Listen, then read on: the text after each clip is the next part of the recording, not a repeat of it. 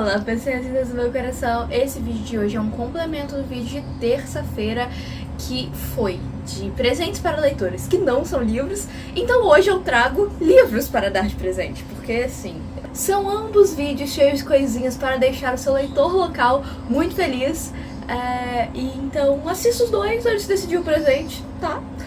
E se você for comprar algum desses livros ou qualquer outra coisa pela Amazon, tem link aqui na descrição, por favor, compra pelo meu link que eu ganho uma comissãozinha, não te cobra nada a mais. Então agora sim, bora pro vídeo. Eu separei os livros por faixa etária e eu tentei trazer principalmente livros que eu já li e que eu sei que são maravilhosos, e por isso que eu indico. Então deixa eu pegar o meu roteirinho aqui, porque a gente vai falar de muitos livros. Então eu separei as faixas etárias de 10 até 16 anos. Então a gente tem 10, 12, 14 e 16. São 4 faixas etárias diferentes de livrinhos indicados para dar de presentes. E eu tentei escolher livros que eu gostei muito e que eu sei que tem muitas pessoas que gostam também. Nem todos, na verdade, tem um caso específico que eu vou comentar quando a gente chegar nele.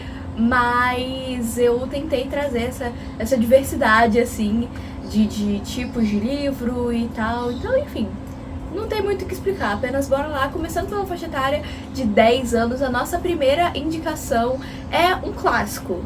É O Pequeno Príncipe, gente. Mesmo que O Pequeno Príncipe tenha algumas mensagens complexas para crianças de 10 anos, ainda para esse público é uma história divertida, é uma história envolvente. O Pequeno Príncipe é um personagem carismático e vai trazer algumas reflexões, mesmo que ainda sejam superficiais, sobre aquela coisa de cultivar suas relações, como o Pequeno Príncipe faz com a Rosa, ou da valorização, né, das amizades e esse sentimento de casa. Eu acho que o Pequeno Príncipe é uma história que traz muito essa coisa de sentimento de casa. Inclusive eu quero reler ano que vem, tem uns bons anos que eu não leio o Pequeno Príncipe, e é uma história rapidinha, é uma história que eu gosto muito, e as ilustrações, né, as originais do autor são bem bonitas, e tem várias crianças que já assistiram a adaptação que tem aquela menininha, sabe? E eu gosto dessa adaptação, acho ela muito fofinha, apesar de não ser exatamente a história do livro, né? Ela tem ela dá um contexto pro livro e eu acho que funciona muito, tá? Então, principalmente se a sua criança já assistiu a esse filme ou alguma outra adaptação do Pequeno Príncipe, porque tem mais de uma, dê o livro de presente pra ela conhecer um pouco mais da história, né? E não só as passagens que estão ali no filme.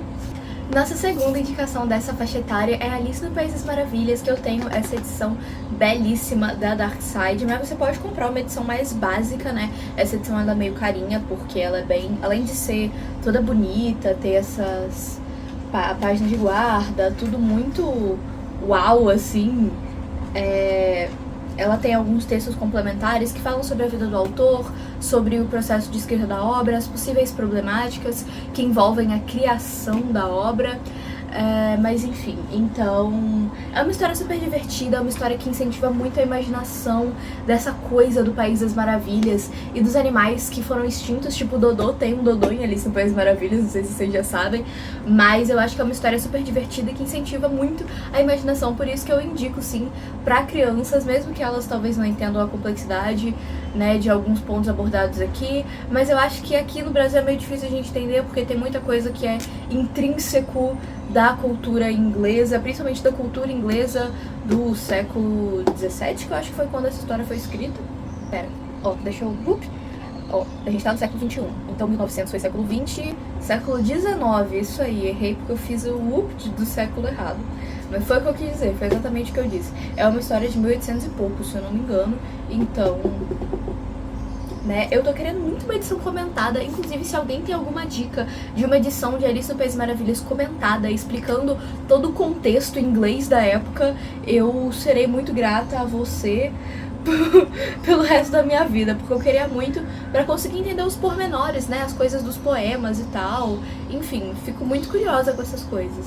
O terceiro livro é um livro que eu não li, mas que eu tenho muita vontade de ler. Eu fui, depois de fazer essa lista, né, depois enquanto eu vi que um livro que tava no meu carrinho tava em promoção, não comprei, era Cinderela Está Morta, se eu não me engano. mas não comprei, enfim. Aí eu decidi olhar a minha wishlist e alguns dos livros que estavam lá tinham classificação indicativa, né? Porque, gente, eu não sei se vocês já tentaram pesquisar a classificação indicativa de um livro específico, mas é muito difícil, tá? É muito difícil de achar porque não é uma obrigatoriedade, né, que as editoras e tal coloquem a classificação indicativa do livro em algum lugar, a faixa etária, né? Então é muito difícil você achar, tá? Tem alguns livros que realmente não tem como achar, tanto que tem um livro que eu coloquei nessa lista que é meio assim, eu acho que é, sabe? É onde eu colocaria, mas eu não sou a lei.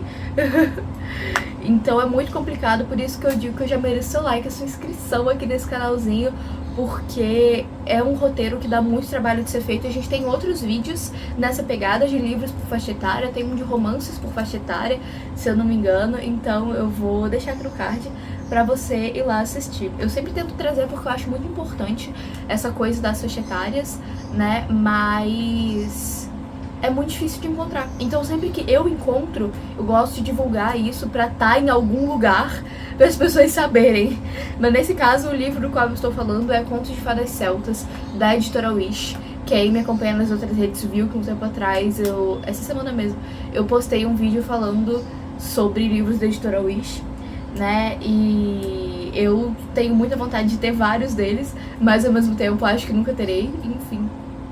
Se você quer saber mais, vai ver o vídeo, tá na rede da dancinha. Próxima faixa etária, 12 aninhos. Aqui a gente já começa com uma indicação que é clássica, mas é um livro que eu sou completamente apaixonada. Eu acho até que ele já apareceu em outros vídeos aqui no canal, que é Fazendo Meu Filme. Gente, a juventude brasileira precisa conhecer Fazendo Meu Filme, tá? Tipo, urgentemente. As crianças de hoje em dia precisam ler isso e viver esse surto. Porque essa é a época exata pra viver esse surto. Se você pegar pra ler mais velho, não é a mesma coisa. E eu li Fazendo Meu Filme com uns 13 aninhos ali e eu adorava. Eu fiquei até com vontade de ser cinéfila, que nem a Fanny era. E, enfim, é um livro que conta a história de uma adolescente que gosta muito de filmes. E aí ela tem uma enorme estante, né, de DVDs, ainda assim, ainda era essa época, e são livros de romance, então é uma série que vai acontecendo enquanto ela cresce, então é muito legal que o leitor pode ir crescendo junto com a protagonista, e tem o romance dela com um colega de escola, e um relacionamento muito legal, tem umas tretas ali que acontecem do segundo pro terceiro livro, assim, e a gente vê ela de fato crescendo e lidando com relacionamentos. E tem no segundo livro ela faz um intercâmbio, então a gente tem um pouco dessa cultura de outros países, né, entrando na obra. E a literatura nacional é literatura nacional de qualidade. Teve adaptação de Fazendo Meu Filme em filme também, mas eu não assisti, eu só li os livros. Segunda indicação, Conectadas, que foi um livro muito fofinho, que eu li já tem alguns anos, né, tanto que ele não faz mais parte da minha estante, mas é uma história que eu gostei muito, é um romance sáfico, também para faixa etária de 12 anos, e a gente vê as coisas de pontos de vistas divididos entre a Ayla e a Raíssa. Então elas se conhecem em um jogo, só que a Raíssa se passa por um menino. E aí, eventualmente rola um evento desse jogo e as duas vão estar lá, e é a oportunidade perfeita delas conhecerem, só que tem essa mentira aí no meio. Eu lembro que esse livro foi muito problematizado na época, exatamente porque elas se conhecem a partir de uma mentira, mas eu acho que os motivos da Raíssa são super válidos pra essa mentira, e isso cria coisas muito interessantes no decorrer da história, então fiquei muito feliz, e tem momentos desesperadores, assim, então, eu gosto muito dessa obra, tá? Gosto muito, também é uma obra nacional, da Clara Alves. E por último, mas não menos importante, a gente tem os Contos de Fadas originais, também numa edição da editora Wish, que tem essa faixa etária de 12 anos, e a gente sabe, né, que os contos de fada originais têm essa coisa um pouco mais pesada, que foi atenuada com o passar do tempo, mas que eles eram, assim, bem, né, sombrios, podemos dizer assim, mas também não chega a ser, nossa, um terror, oh meu Deus. Não, são apenas uma coisa assim, uma vibe diferente. Principalmente porque tem essa roupagem de conto de fada, né, que não fala das coisas diretamente. Então pode até ser um daqueles livros que você lê quando criança e você tipo, uau, história legal, maneiro. E aí você volta depois de uns anos e você fica, meu Deus, eu lia isso quando eu tinha tantos anos de idade, e sim você lia porque não é explícito, é meio, né, um pouco mais nebuloso ali as coisas sombrias que acontecem nas histórias. Entrando na faixa etária de 14 anos, nós temos O Canto Mais Escuro da Floresta, que é um livro da Holly Black. Ele é um spin-off de Príncipe Cruel, então eu gosto muito dele. Eu indico que ele seja lido antes de ler Príncipe Cruel, que inclusive, segundo a classificação indicativa, também é para 14 anos, mas eu acho que Príncipe Cruel te exige um pouco mais. Eu colocaria Príncipe Cruel como um livro de 16 anos, tá? Não só por, ai, tem cenas violentas, ai, tem não sei o que, mas porque ele é um livro muito político, então você tem que ter uma noção de como essas coisas funcionam pra conseguir, de fato, gostar do livro, né? Então por isso que eu coloco o Príncipe Cruel como 16 anos, ele não faz parte oficialmente dessa lista, tô só fazendo um comentário aqui, e eu acho que O Canto Mais Escuro da Floresta tem que ser lido primeiro, até porque ele acontece primeiro, né? Aqui a gente tem uma jovem... Gente, qual é o nome dela, inclusive? Porque eu li esse livro tem muitos anos. Qual que é o nome dessa mono? A Hazel. A gente tem a Hazel e o Ben, que são irmãos. E eles têm pelo menos, o Ben tem uma ligação muito grande com música.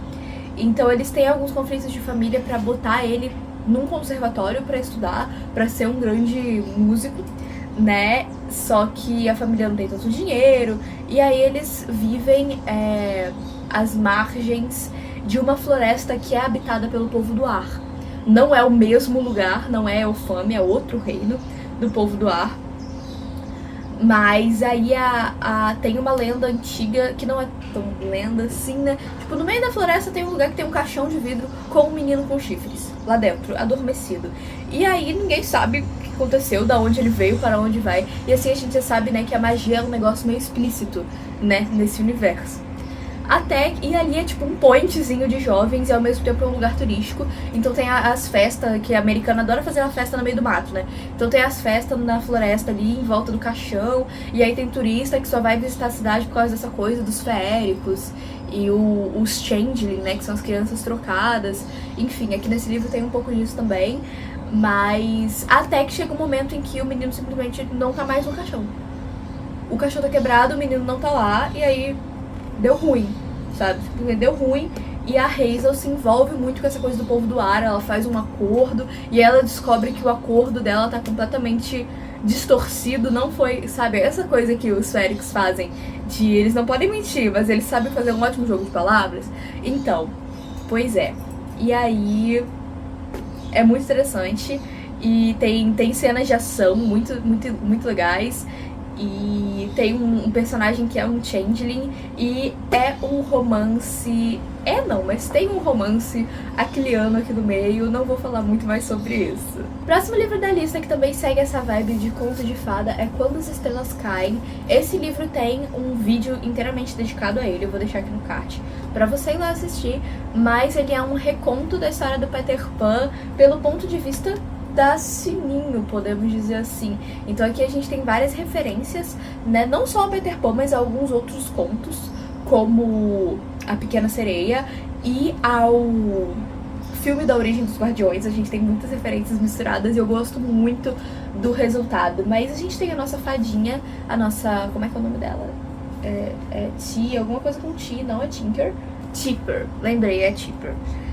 Então aqui a gente acompanha a história do ponto de vista da Tipper, que é a fadinha dos sonhos do Pietro. Então eles têm uma ligação desde quando eles nasceram, podemos dizer assim. O que é muito legal porque a gente vê que isso significa que eles cresceram juntos, ou pelo menos a Tipper cresceu junto com ele, já que ele não sabe da existência dela até o momento. E ela é completamente apaixonada por ele. Só por aí a gente já vê o que vai rolar, né? Não preciso falar muito mais sobre, essa é uma sinopse rapidinha.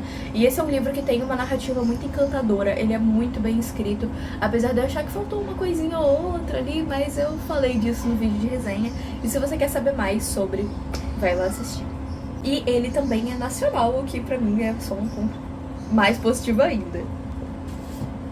Por último, nessa categoria a gente tem Caraval, que é um dos meus livros favoritos. Com certeza foi uma das melhores leituras que eu fiz esse ano. Eu li Caraval esse ano?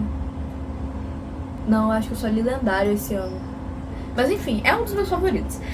E tanto que eu tenho essa ediçãozinha aqui, tipo, paperback, sabe, que não tem orelha, não tem nada, a página é branca, que eu comprei num sebo por R$10.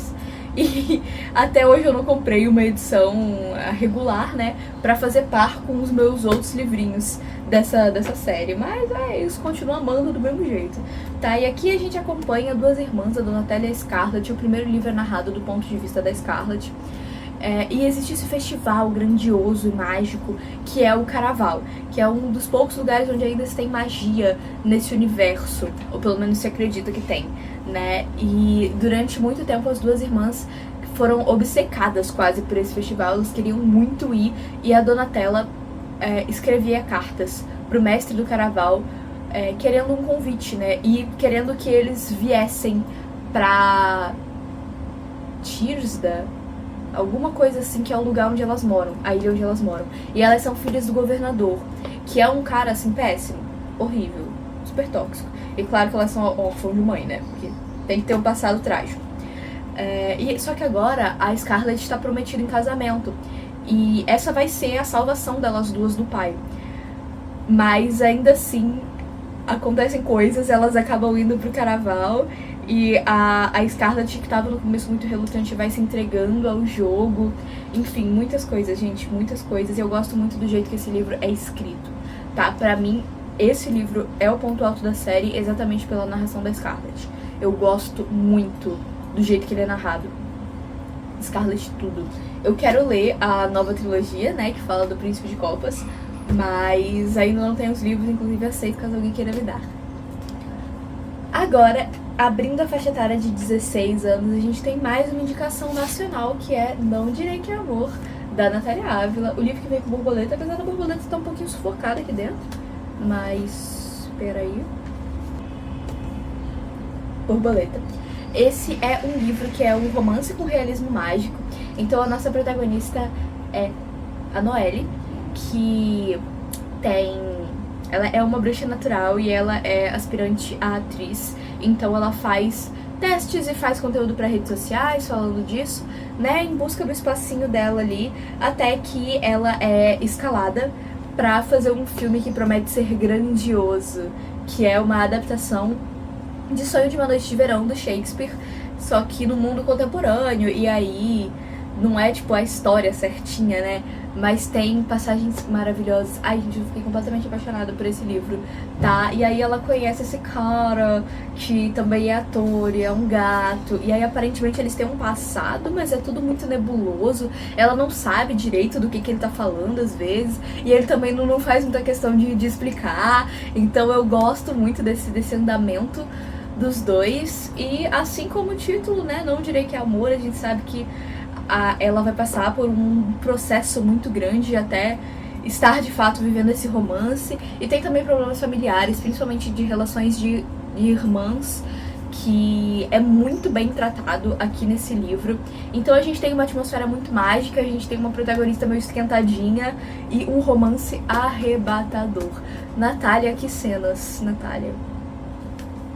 Por último, mas não menos importante, a gente tem Evelyn Hugo, que eu nem vou me estender muito, porque eu sei que já é um livro conhecido, né, de muitos de vocês, que conta a história da grande atriz Evelyn Hugo. É um livro nesse estilo de biografia de gente que nunca existiu, tá? Mas ele meio que inaugurou esse gênero, acho que a gente pode dizer. Não sei muito se já existiam livros nesse estilo antes de Taylor Jenkins Reid, mas eu gosto muito de Evelyn Hugo porque a gente acompanha, né, a coisa dos maridos dela e como, mesmo assim, ela é Evelyn Hugo e tem toda essa coisa de querer dizer a verdade depois de muito tempo, né, depois de 1 milhão de escândalos midiáticos supondo a verdade, você vem e fala, era isso daqui, tá? E eu gosto muito dessa coisa, dessa atmosfera de era de ouro hollywoodiana. Então tem toda a coisa dos Oscars e do jeito antigo de se fazer cinema e de como era difícil para mulheres naquele tempo, principalmente nessa indústria. Ainda é, mas menos, né? Eu acho que não vai deixar de ser difícil, principalmente, pelo menos não tão cedo. Mas como a Evelyn era muito sexualizada, inclusive ela chegou a ser, né, sex symbol da época, então é um livro que traz muitas coisas, ao mesmo tempo que te traz alguns momentos de conforto por algumas relações de pessoas que ela tem com outras pessoas que também são desse meio. Tem momentos que são simplesmente nojentíssimos, tá? Que dá vontade só de, tipo, acaba com a humanidade, joga fora, começa de novo. E a gente se envolve muito, então dá muita vontade de assistir os filmes que a Evelyn fez e conhecer, né, essas outras pessoas que estão em volta dela. Então, simplesmente maravilhoso, tá, pessoas? E é isso, acho que já falei o suficiente. Deixa aqui embaixo nos comentários a sua recomendação de livro para dar de presente nesse Natal. Também que abarque, né, perfis de leitores e que seja um livro que você já leu e que você adora, tá? Então, mais uma vez eu peço a você deixar seu like aqui embaixo, se inscrever nesse canalzinho lindo. E na minha lojinha da Shopee tem algumas opções de livros usados que você pode comprar de presente para o seu colega leitor, tá? Então, eu adoraria fazer parte desse momentinho especial que é o Natal na casa de muitas famílias. Bom, eu vejo vocês no próximo vídeo. Tchauzinho!